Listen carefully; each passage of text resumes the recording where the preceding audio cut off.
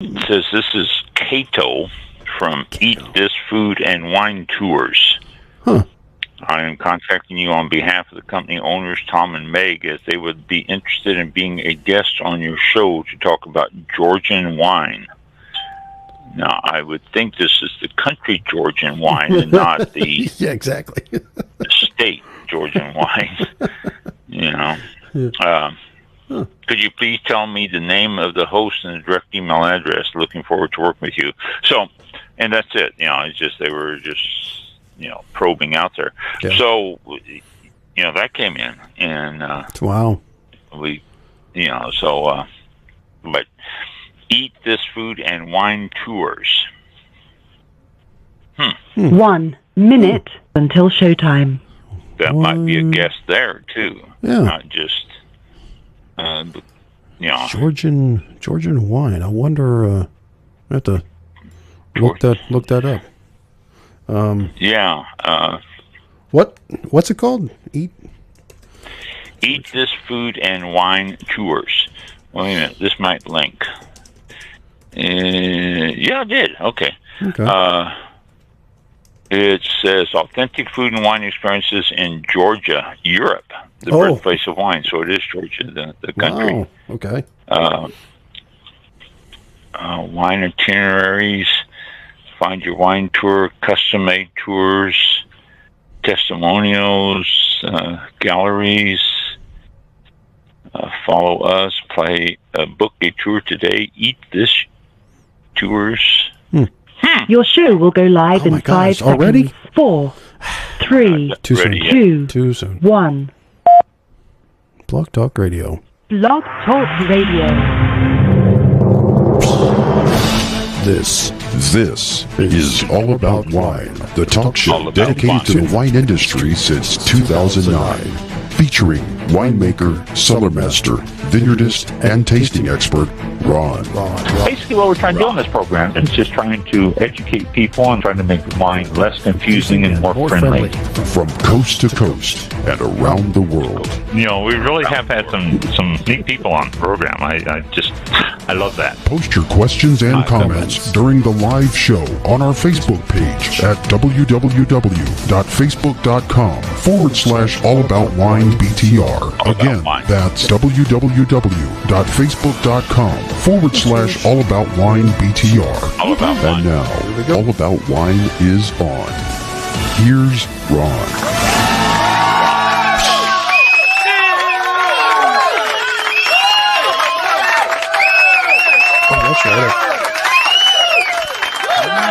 That's right. Got to do the exit one on that one. Still shows Twitch and all those other feeds that we're not really on anymore. So I got to change that. Oh. Anyway, it's still good. That could be a drinking game. How many times we say all about wine during the show? Right. Start there. Take a drink every time you say all about wine. There you go. Or, all about wine. Or we can just get people drunk. We can just sit here and go all about wine, all about wine, all about wine, all about wine, all about just shorten it to wine. Just say wine. Yeah. There you go. Yeah. Every time you hear the word wine, you got to take a drink. That's right. Oh, another one. It's March 31st, the last day of April.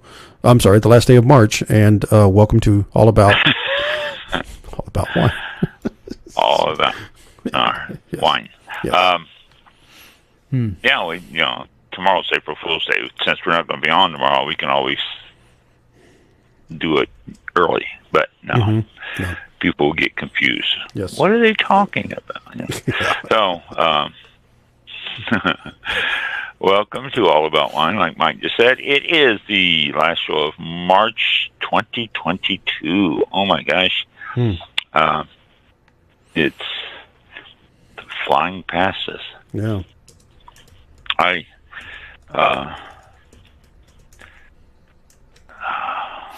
forgot what I was going to say. So if you want to ask us any questions, want to talk to us, do anything along that line, then message us, and we will see the message, and we will address it. Yep. Not address, but address. And let's see. Oh my gosh, I'm sorry. I'm sitting there looking at different things to talk about to you guys, and just I was even late with Mike getting on with him before the show because I was looking at different stuff and got myself lost in things, and so very easy to do. Happens all the time. Yeah, it is. Mm-hmm. Yeah, and I'm getting lost and stuff again here. I got this site that this is off of Pinterest. This is a thing on Pinterest. Pinterest. I don't know if y'all are familiar with Pinterest. It's out there. Everybody should be familiar with it, but Pinterest is best if you get into the little small topics that they have all over the place. I mean, they got general topics and general things, but then they've got their own small topics, and you can go into wine and champagne and glasses and bottles and all sorts of stuff, and they just list stuff and have pictures and all sorts of cool things. Like this one I'm looking at right now, it is expensive champagne. And it's pretty cool. It talks about the 10 most expensive champagne bottles on the planet. I would suppose they would mean Earth. They don't really say, but the 10 most expensive champagne bottles on the planet. And it's a pretty cool site. It talks about a lot, or it shows pictures of a lot of stuff and all that. So. Yeah, Pinterest. Not that I get any residuals from Pinterest or anything like that, but you can really see some cool pictures and cool stuff.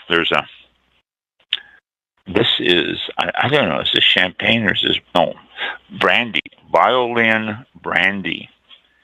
And it is, looks like it's, excuse me, it looks like it's Korean. Or, I don't know, I can't, excuse me,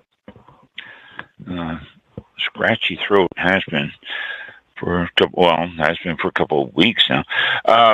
But it's really cool. The shape of the bottle is shaped like a violin with the cork area. The top of it's got the neck of a violin or viola.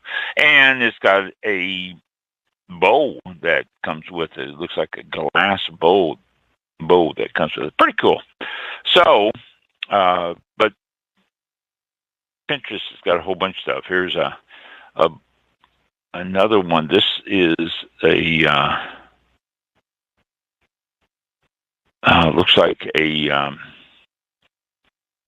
saxophone with the top shaped like a saxophone. It's got the bell on it at the bottom and all that. Some really cool stuff.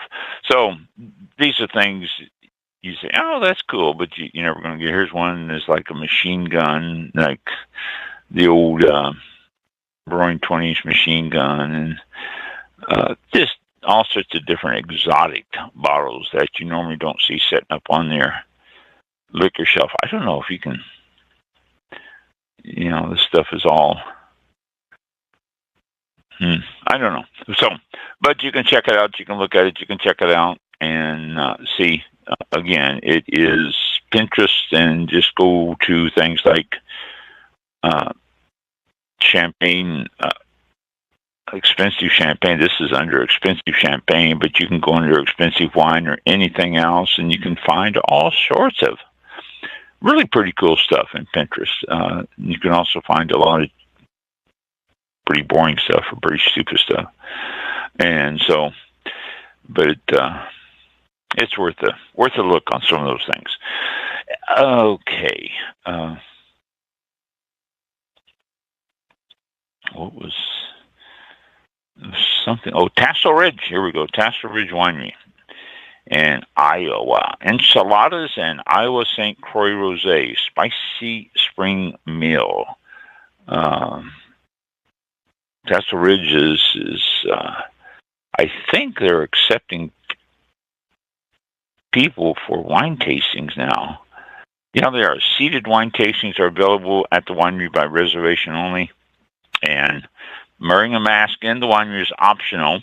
So if you want to just go and check it out, then you can wear a mask if you're so inclined, but not a requirement. And they do ship directly to certain states: Iowa, Arizona, California, Colorado, Florida, Minnesota, Missouri, Texas, and Washington, D.C. Those are the only ones that they ship to. So if you want to check out their website, it is under Tassel Ridge Winery.com. Is that right? Yeah, Tassel Ridge Winery.com, and you can check out their website. A lot of neat stuff coming up, events. They every month they do the wine and wood-fired oven pizza night. I shouldn't say every month. They do that throughout the month, and that's by reservation. Plus, they got a lot of neat wines and a lot of neat stuff going on, and it's a cool winery. I've been there, and it really is well kept up. They got in front of the building. I guess they're still alive and still going. They got all sorts of different grapevines and it named to show you what they are and all that. Just different vines, and the vineyard is right there in front of the winery and around the winery. They are located in Iowa, southeast Iowa. So you can always get a hold of them at Tassel Ridge Winery.com or give them I'm not going to say give them a call because I was going to give you a number and it's not here. They're open 7 days a week, year round. So check them out if you are up in that area. Or if you're in one of those states I mentioned, you can have it shipped to you. Otherwise, sorry. Info at TasselRidge.com. It says here, this is what the address for this email is. So you can check that out. Info at Tassel Ridge, TASSELRIDGE.com. And I had another winery here that I was going to mention, and let's see if I can find it. Oh, crap. I have not been keeping up with my emails and my computer because I have been volunteering to be a ranger at a golf course, a local golf course, and I had to go through training, which is sort of like boring, but I got to go through training before they let me out there by myself, because it's really hard to be a starter, because you got to write down the number of each cart that passes by you, and that took me 5 hours to learn how to do that, and then it took me another day to learn how to jump on the golf cart and drive around the golf course. And yeah, I am being facetious, but I have been doing that, and so I've gotten behind on this. And what is that winery? Is it under another one here? Wow. I don't know. I can't find it, so I'm not going to sit there and search for it while you're going. All right, Ron, let's talk about something in wine. Okay. Let me get into something here that is other than me just rattling on about stuff. All right. Wine advisory. Here we go. Wineries are fighting over name rights. I thought this was interesting. There is a lot of naming in wines. The hardest part about starting a winery is like choosing a name, and not just choosing a name for the wine yourself, but also for the wines that you're doing and stuff like that. And it's tough because you can't think of a name that sounds like another one, another winery, because if you do, you're going to be in court fighting the battle of name infringement. and trademark lawsuits and all that stuff. It seems like all the time you're seeing something in the wine business that one winery is taking legal actions against another one for infringement, or so-called infringements, because sometimes the court looks at it and goes, "Oh, come on now," and throws it out. But the small fries are the ones that usually get sued by the big ones, and sometimes the small fries fight against each other. So the good example here, Paso Robles has a winery called Hawks Hill, and they are suing a winery in Sonoma County, a vineyard, actually, that's called Hawk Hill. Yeah, well, you could get them confused. That's just one example there. Last year, Jackson Family Wines filed a lawsuit claiming that Gallo's Cask and Cream wine label was an imitation of Jackson's popular La Crema. I'm sure people can get those confused. And that's usually what most of it boils down to, is that, you're playing off of another name, and so therefore it can confuse the brand that's been out there for a while and pick up the wrong one. Yeah, the people are going to confuse Cask and Cream with La Crema. Also, there is producers of Chardonnay called Butter, which sued Franzia over a Chardonnay that came out, which was called Rich and Buttery. It gets a little bit ridiculous, but it keeps the lawyers busy and it gives them money. The judge that presided over the case appeared not to grasp how commonly Chardonnay is associated with butteriness. And so, it actually went to court, and the producer, which was J.A.M. Cellars, actually won the case on that. Trademarks and brand names are a big thing in the wine business, and not only just with the wine, the winery name itself, but also with labels of wines. They're trying to all the time stop wineries from infringing on their name. That will confuse people. This is my name, you shouldn't use that. And this happens a lot. Even when I had the winery open, I got a cease and desist letter from a winery in Virginia. Yes, from a winery in Virginia that told me, well, the lawyer told me, I need to cease and desist using the name Plantation Blush and all the plantations, Plantation White, Plantation Red, Plantation Blush, and Plantation Spice, which were my basic wines. And they said I can no longer use, particularly Plantation Blush. This was the base of the letter, but then they went on from there and saying, don't use any of the plantations. I'm going, what? And they said that they had the name registered, and I picked it up after them, and so therefore I need to quit using it.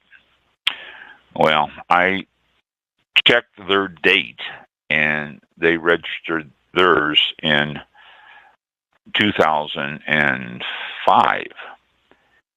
And we were using it starting in 2001.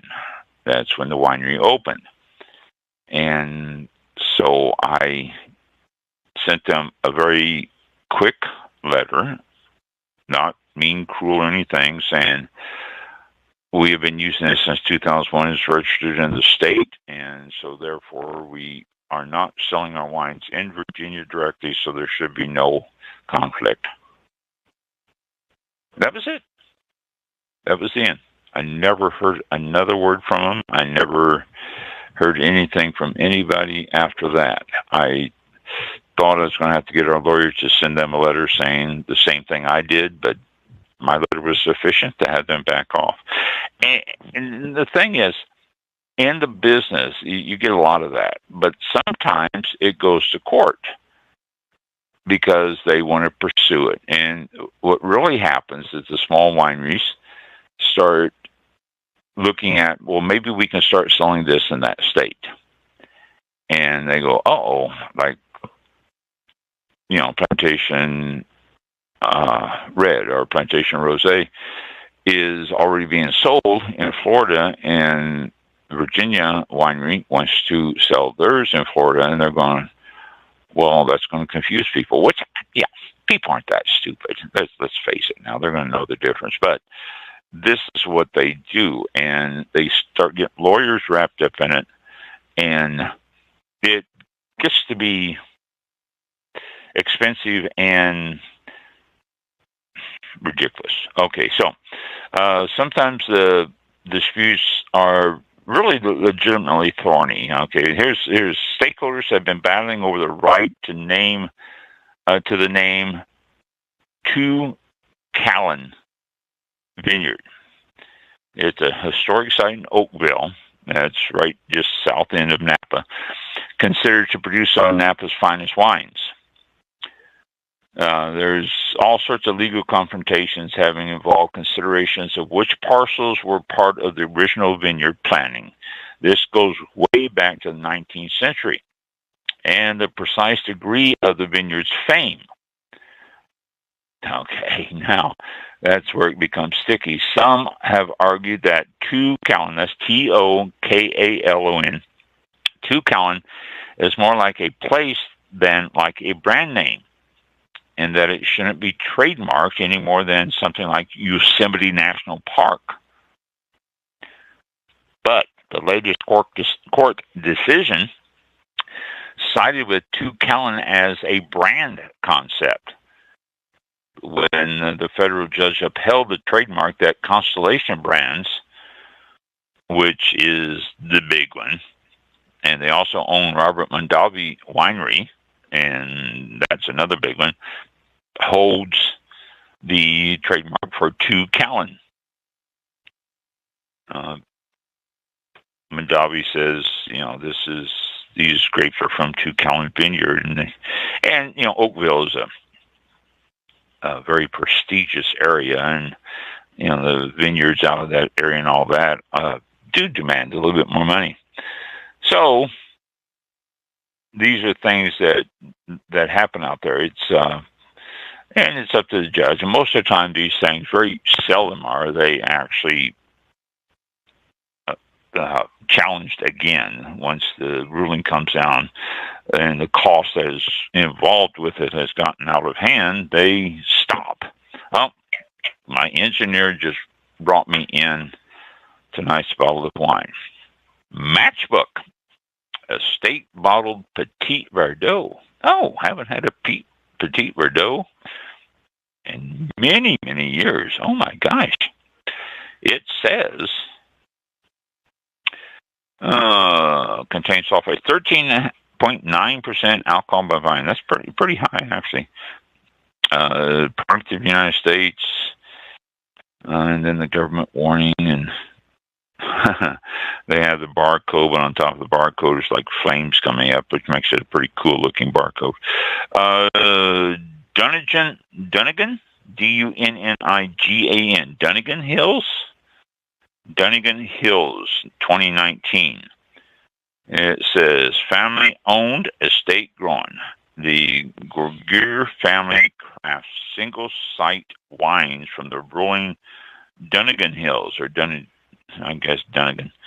grown on red rocky soils. Our Petit Verdot ripens late in the season, resulting in an opulent wine with deep concentrated flavors of blueberry and violet.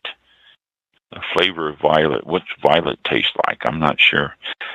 Mocha and spice. I don't know. Violet, I can associate a smell to violet, but a taste. Matchbook, estate bottled Petit Verdot. What else does it say? Oh, here's something else.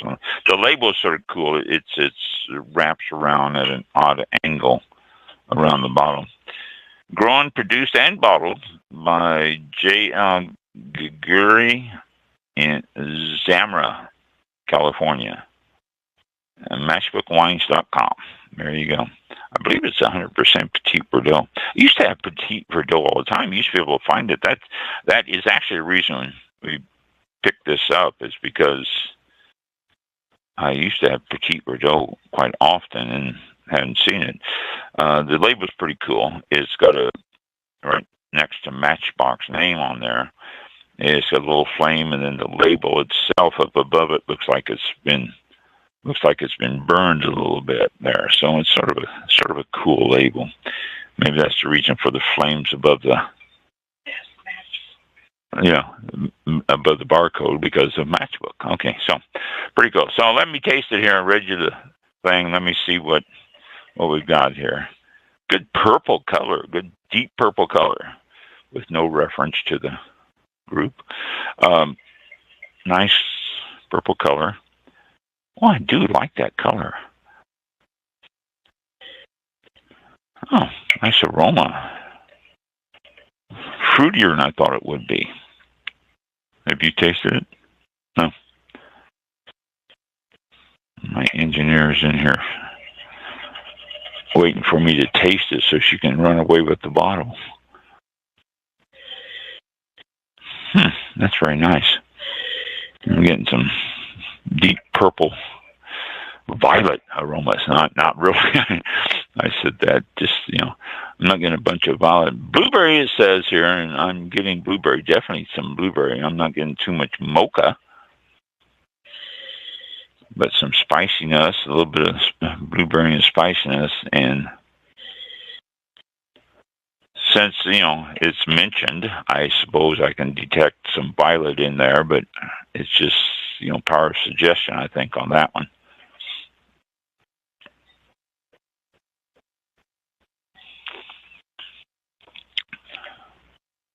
Oh, that's good. I remember why I miss Petit Verdot so much.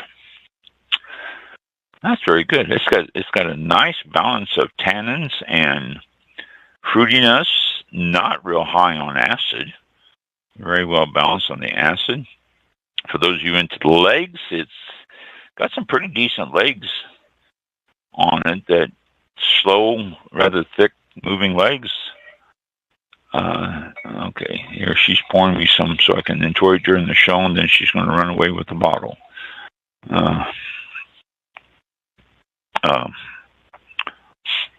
So let me do another sip here.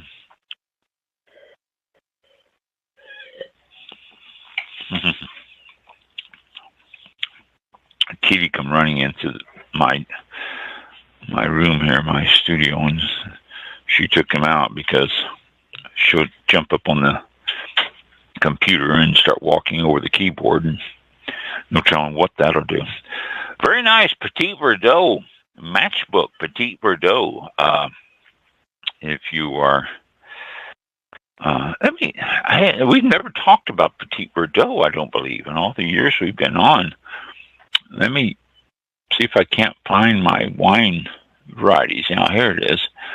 And look up Petit Verdot for us and tell you about it, because that's something that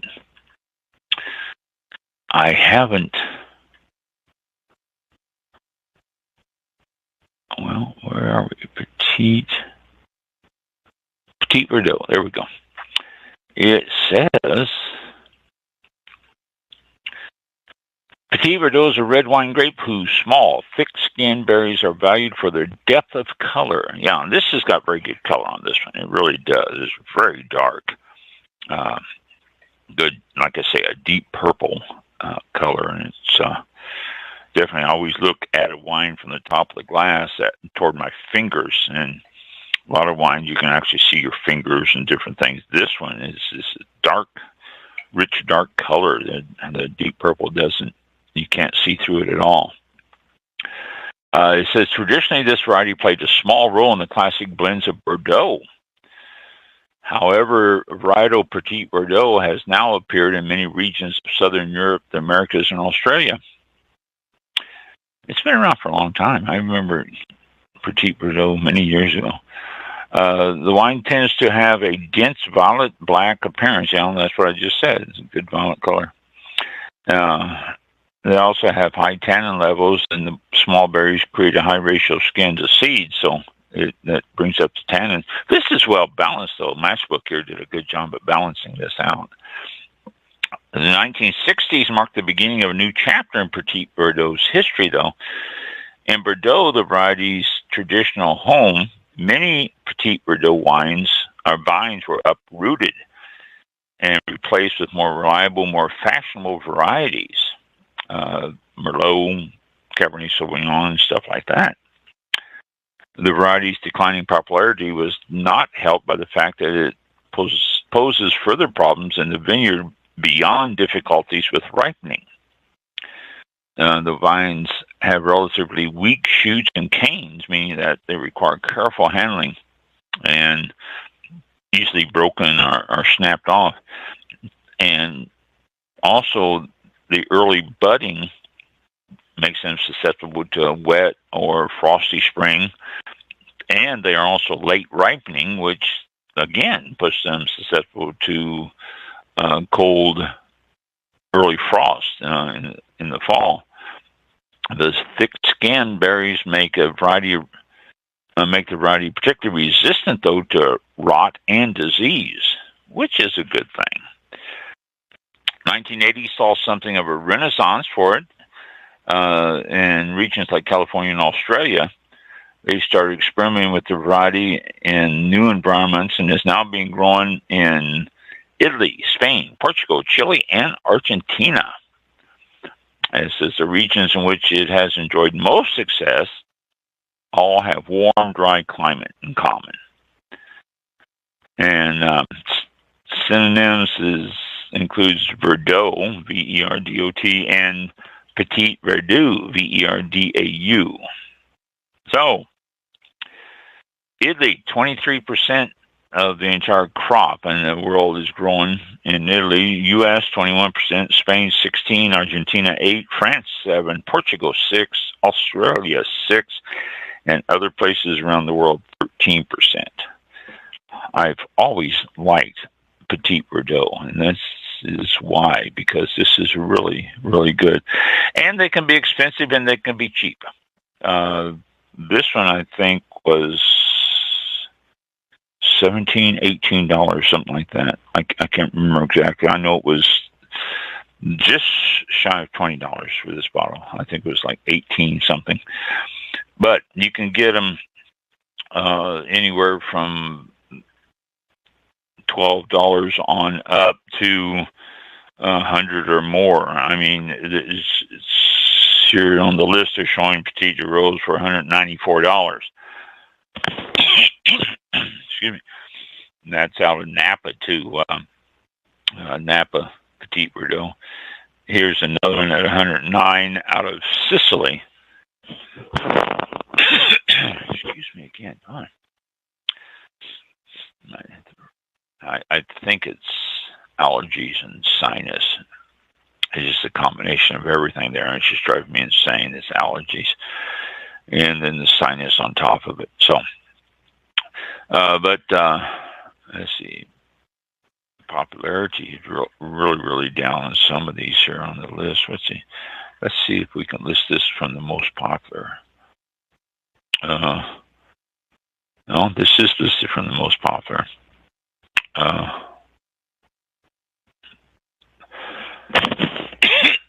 Excuse me.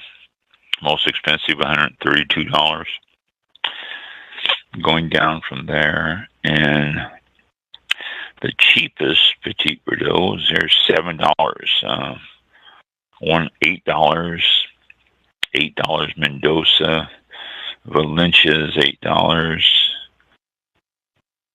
$8, $10. So, Petit Verdot, if you've never had it, if you like a red wine, a good dark purple red wine with some nice characteristics, nice flavors, grab yourself a Petit Verdot, because it's always been one that I've enjoyed and always been one that has worked well for taste. And if you're going to pair it up with something, a good braised beef is excellent with it. This suggests lentil soup with smoked ham hock. I can see that. Or a corned beef, possibly. This would go well with that. Wow, we're going to have corned beef tomorrow, and this would go well with that. So, Petit Verdot. All right, I sang the praises of Petit Verdot long enough here. Let me go back to what I was talking about. Here we go. And what did I do? Lose that completely?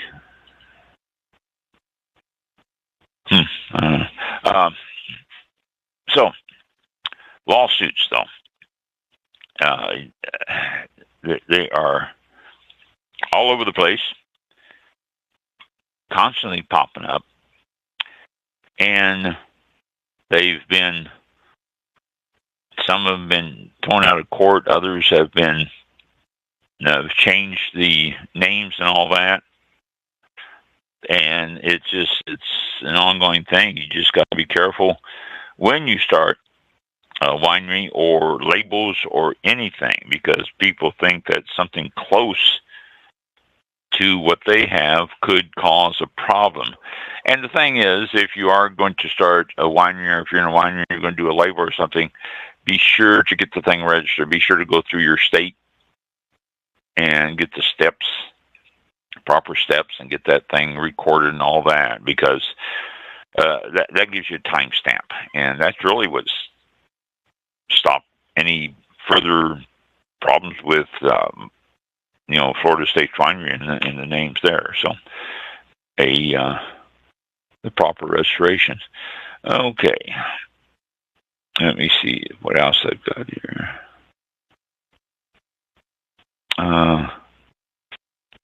Okay.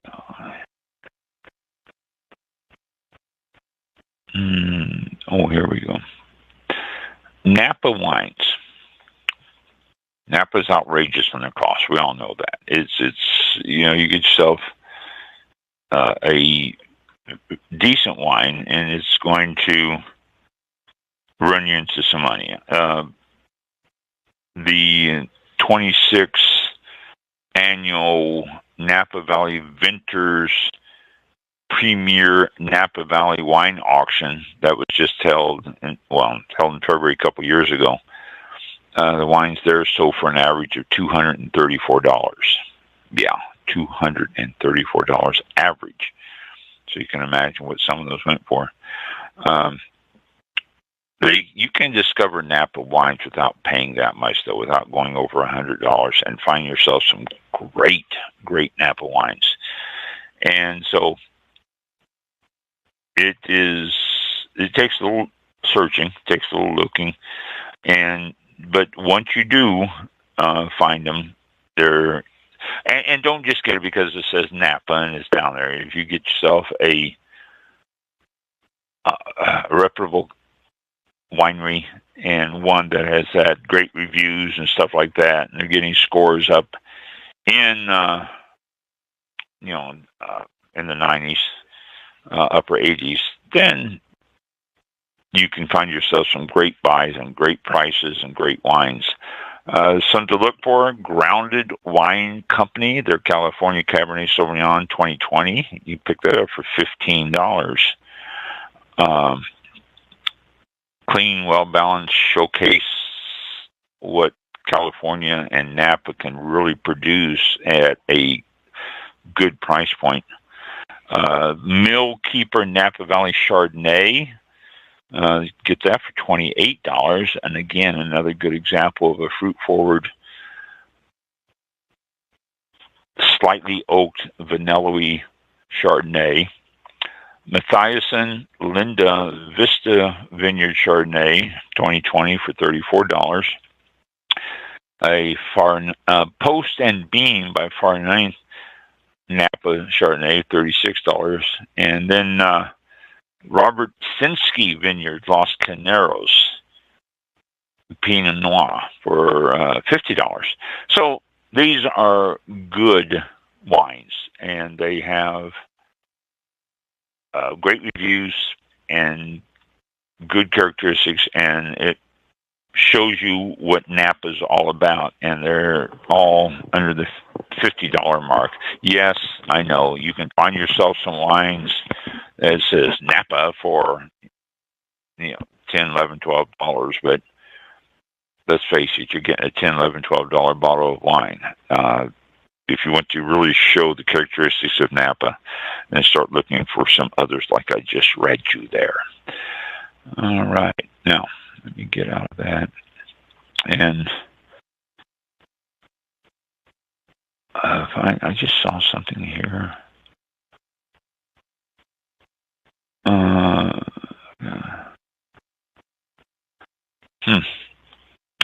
Arkansas wine consumers are looking for grape varieties. They're saying that's one of the most important factors in picking out their wine is the variety of grapes, which I think most people are. I don't think it's just Arkansas. People are finding wine grapes that they particularly enjoy more than others. My sister-in-law and brother-in-law were in town a couple of weeks ago, and they're wine consumers, and they enjoy a Chianti. They go out to eat in Italian restaurants, and they enjoy a Chianti, an Italian Chianti. They also like some nice lighter reds, Pinot Noirs and stuff, Merlots, but they look for the names of the grapes. They don't just look for people's a winery name. They look for names, which gives them the opportunity to try the wineries too.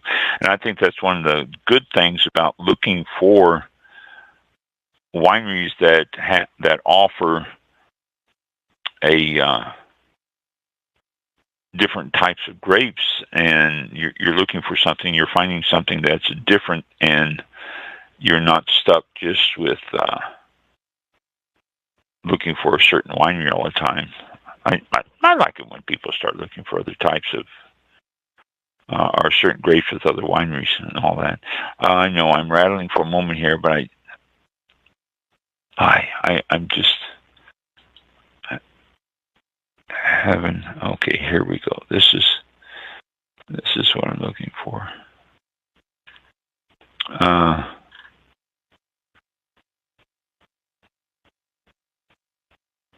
Okay.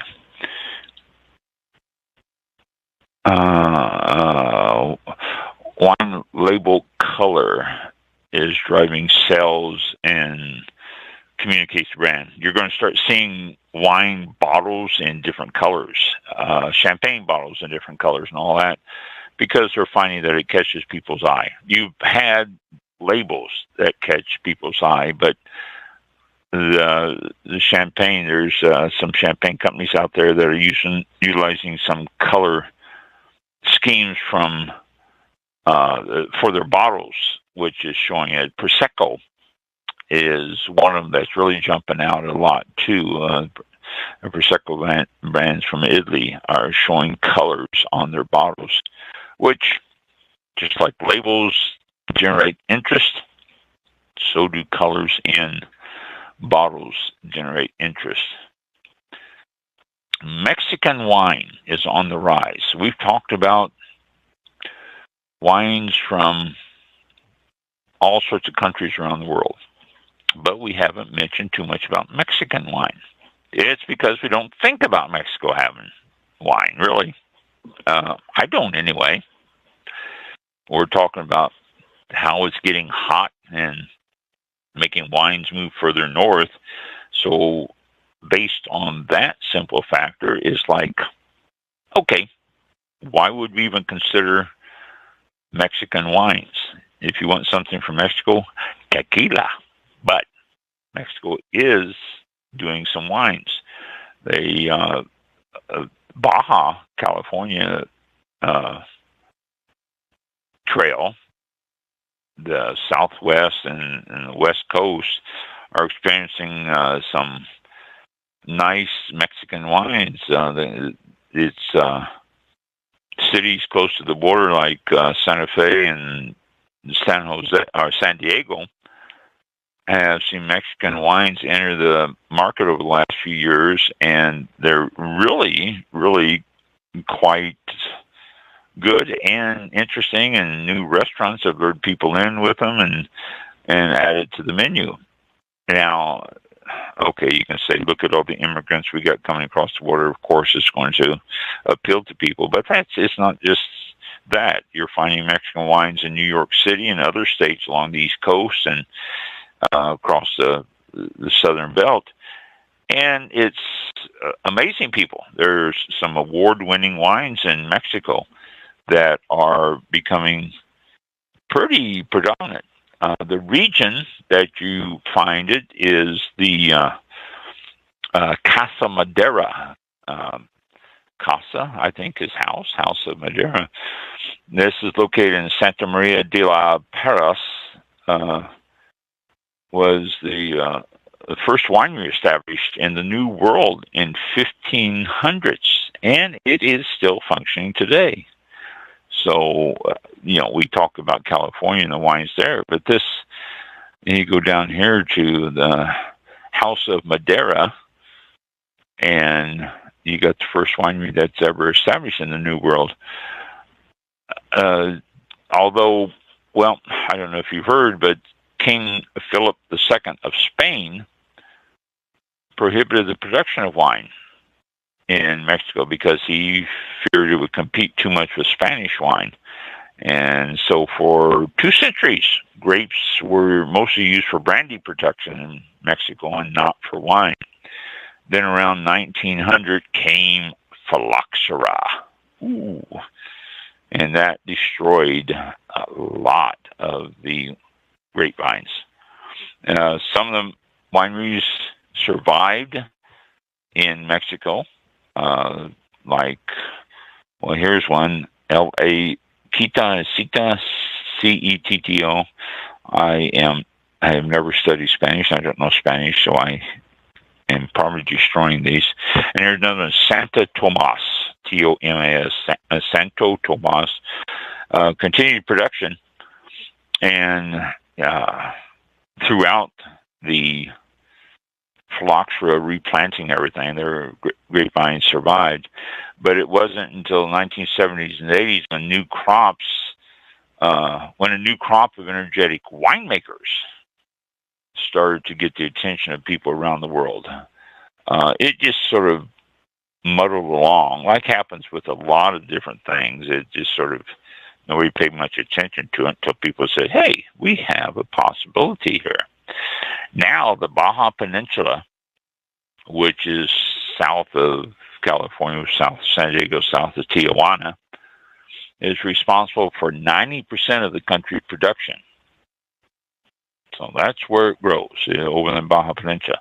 There are hundreds of wineries and restaurants in that area that show off the Mexican wines. Hundreds of wineries. Oh my gosh, I never realized. Other notable winemaking regions are in the north central states of Coahuila, Durango, and Chihuahua, which is south of Texas and New Mexico along that strip there. And then some states in the center of Mexico. And I will destroy these names, so I'm not even going to try. Let me give it Zacatecas, Aguascalientes, and Cortera. So there are different areas that do grow grapes and that are doing it, but 90% of the country's production comes from the Baja Peninsula. Grapes that they grow there include Syrah, Merlot, Cabernet Franc, Nebbiolo, and Sauvignon Blanc, Chardonnay, Viognier. And a lot of these are made for blending. They're not all just, varietals. They do a lot of blending. So a lot of wineries in Mexico, it's people are becoming more and more interested in what Mexico has to offer for wines. I honestly can't remember seeing wines a wine section in wine stores or wine shops that say Mexico wine. And not, honestly, I haven't looked for them because I've never considered, but I don't remember even seeing it. You walk into a wine shop, Total Wines, I think, is nationwide, or I don't know what others might be nationwide, but even at your local ones, and they usually have them laid out in sections and different areas for different wines. And maybe it's under New World Wines. It would be New World Wines, so that is a possibility, but I don't remember ever running across Mexican wines. I'll have to make a special trip and search for that. Sounds interesting. So, some of the East Coast shops are starting to carry more Mexican wines. The Food and Wine magazine, which has been around for a long time, said back in 2017 they had an interview with a noted wine critic, Janice Robinson, who said that Mexican wine will be much better known in 10 years. That was in 2017. So we are over halfway to that point. And so I feel like I'm on the cutting edge here telling you about it. But there are shops all over that are starting to bring them in and starting to use them. So if you've had Mexican wine, email me.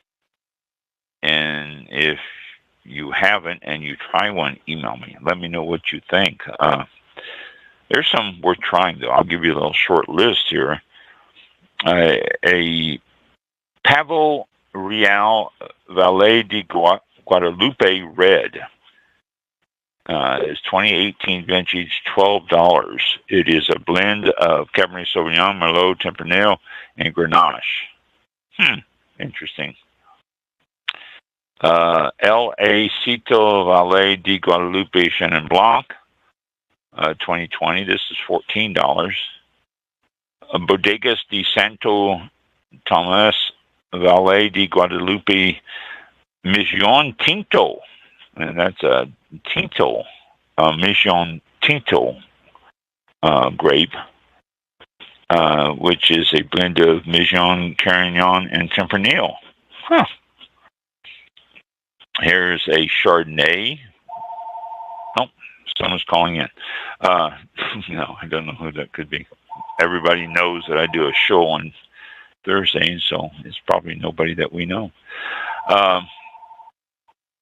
Here's a blend of Cabernet Sauvignon and Ugni Blanc. That is a champagne. This is a Finca Sala Vive Vivante Sparkling Brut Rosé, $16. A Monte Zanuck Cristal Valle de Guadalupe Sauvignon Blanc, 2019, for $20. Here's a Cabernet Sauvignon for $24. A Guadalupe Red for $26. That's a blend of what? Cabernet Sauvignon, Syrah, and Tempranillo. A Rosé for $31, 2019 vintage. Nebbiolo, 2018 vintage, $37. Grand Reserva, this is a blend of Merlot and Cabernet.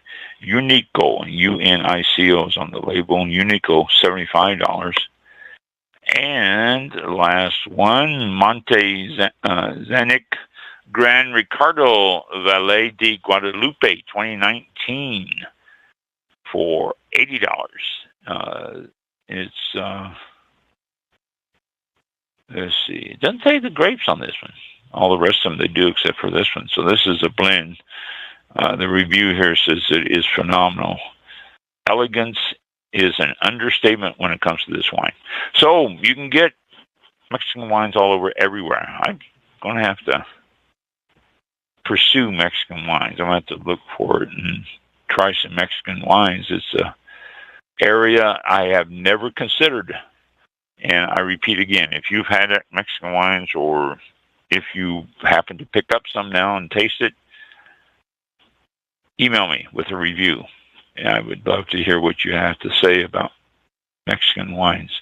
And if you had it before, or if you were, maybe that might be something I can see if I can't get a hold of a winery down there in Mexico. As long as they speak English, because I do not speak Spanish. Maybe we can get somebody on telling us about Mexico and the growing and all that stuff there. Let me leave myself a note on that. Excuse me. Even as we speak, I will try to get myself a note written here so we can pursue Mexican wine. Okay. Mexican wines. Okay. There we go. Huh. That's interesting. I could say I've never been familiar with Mexican wines before. Okay, let's see what else. Quality in Chinese wines are seeing a significant boost in sales of Chinese wine. Winter Olympics was held in South Korea, and because of it, wine sales there jumped up 38%. Now, there's an area you don't consider Olympics affecting is wine sales, but because of the Olympics being held in Korea, South Korea, wine sales did jump up 38%, which is an interesting correlation there between the two. I think seems odd to me that the Olympics would affect the sale of wine, but obviously it did. Let's see, what do we got here?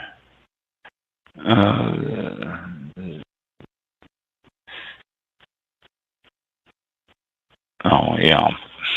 European Parliament's been playing around with resolutions and stuff. They're still doing it. They started this back in February, started to play with different things, different resolutions and stuff. And they're still trying to fine-tune it and all that. Most of these people that are in the Parliament for the European Union are not wine people. They are business people, and they therefore try to run the European Union as a business and not with any consideration of what the businesses are that they're putting out these rules and regulations and how it can affect them. That is one of the reasons why England, or not England, well, yeah, England,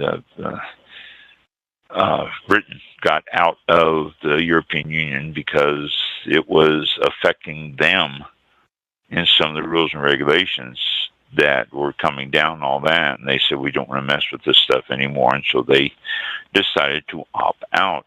And so it's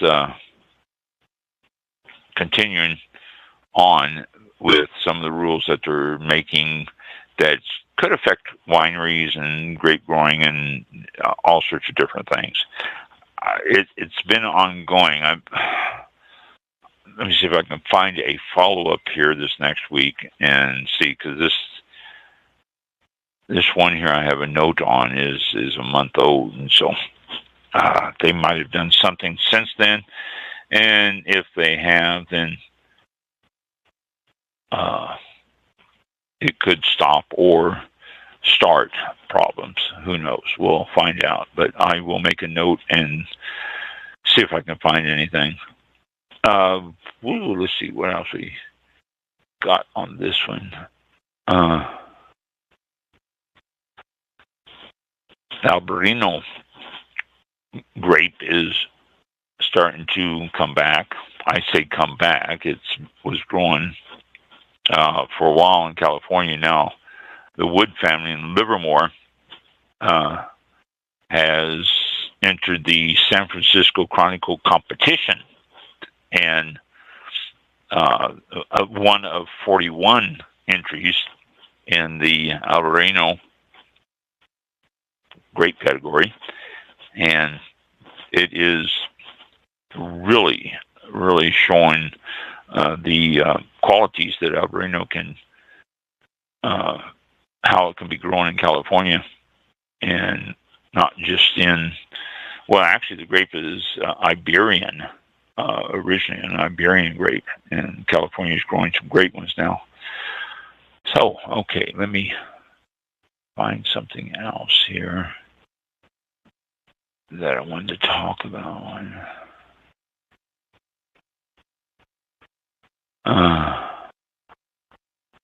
France has added, excuse me, France has added another appellation. Their appellations are like our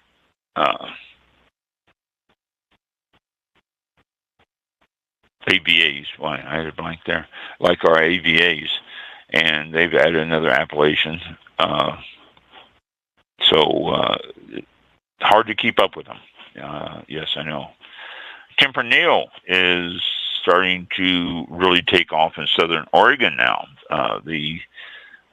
With the little help from climate change, it's given it just almost a perfect climate in Southern Oregon from the Tempranillo grape. It's from the Rojo region, and it's growing well in Southern Oregon.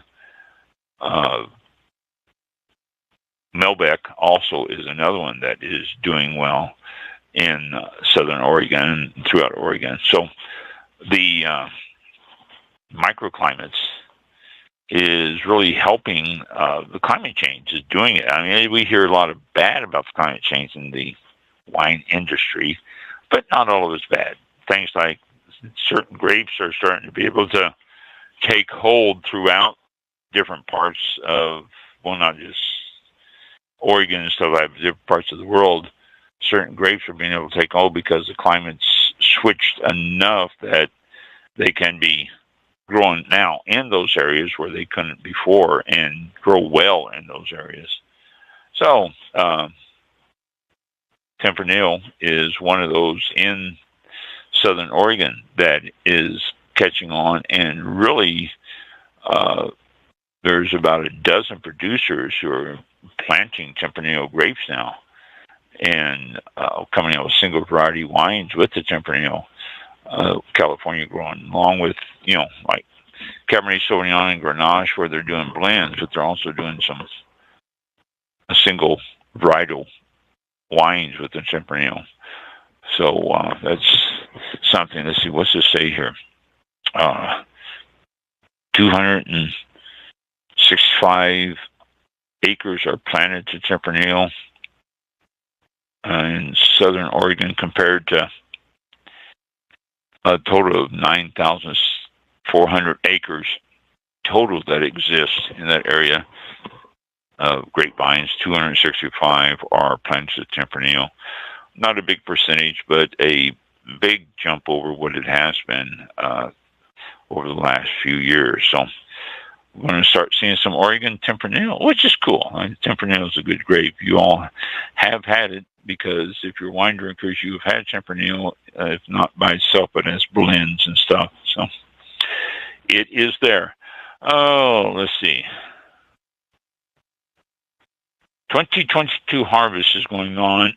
Excuse me. Actually, it should be over now, mostly in New Zealand, and they are having problems finding helpers and work. Between the COVID and labor shortages, it's not just United States labor shortage thing, it's worldwide labor shortages. And New Zealand has been scrambling to get people to harvest, anything down there. And it's something that the repercussions from COVID, and although New Zealand has been pretty dodged the major bullet from COVID, they've still had their share of cases and stuff. And because of it, it's created labor shortages and serious concerns throughout the country of New Zealand. So, let's see. let me see if I can find that one other thing that I was looking for. And if I can't, then we will end the show. Oh, crap. Wrong button.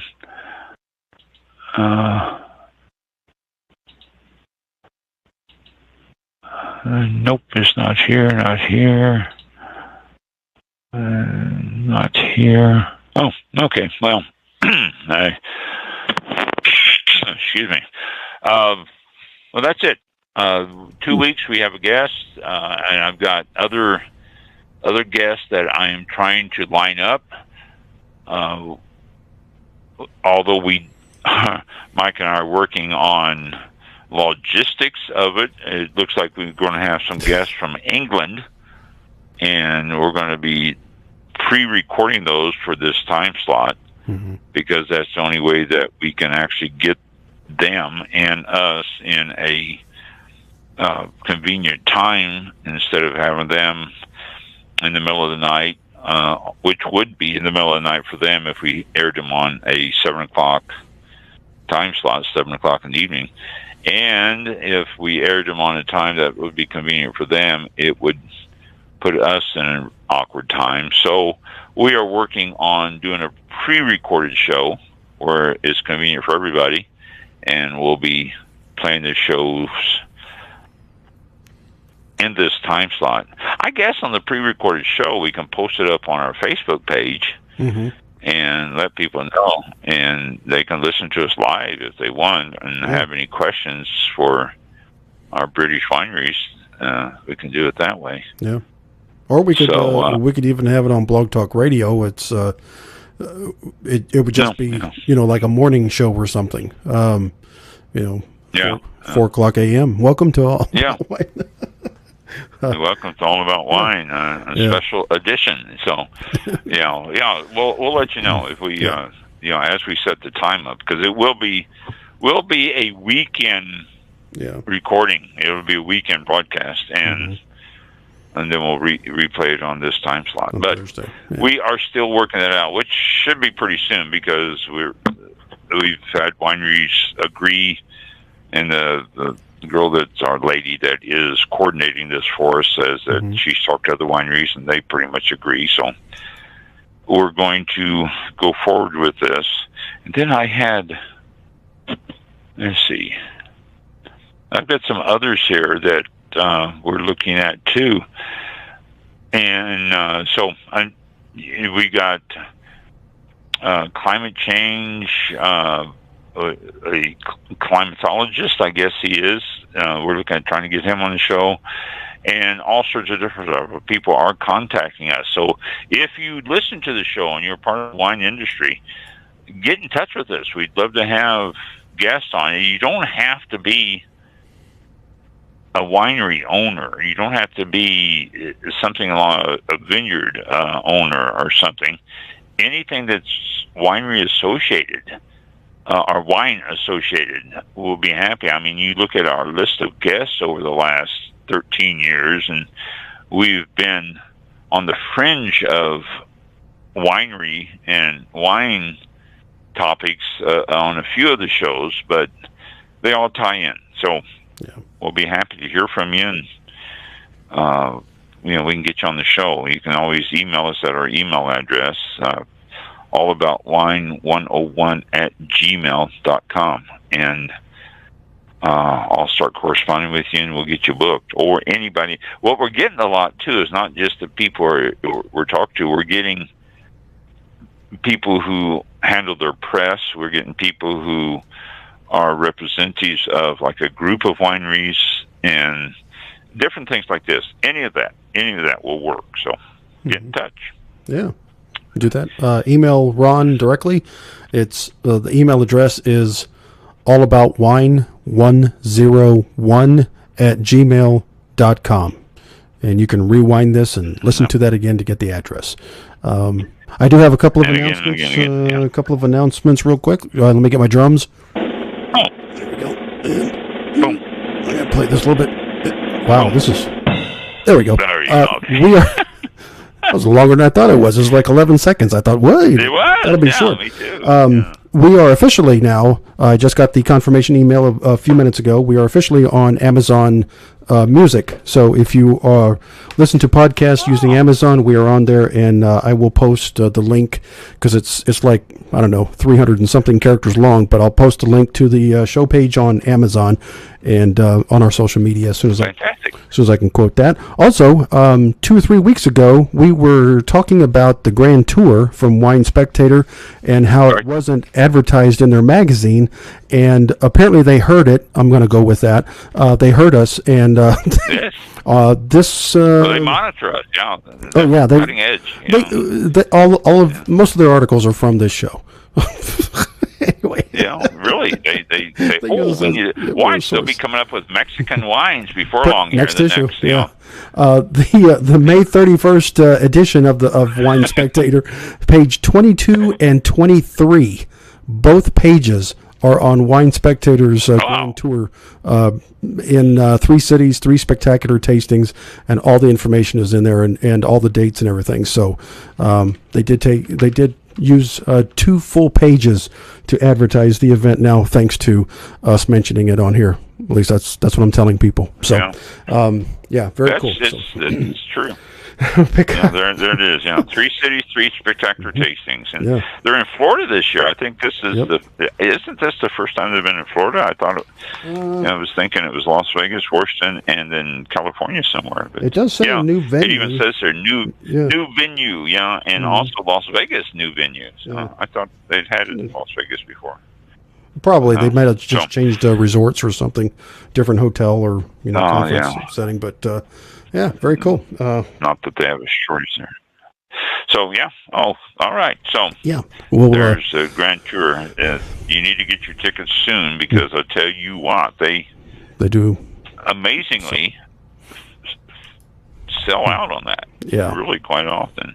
Yeah, quite a bit. It's gone, and you can't.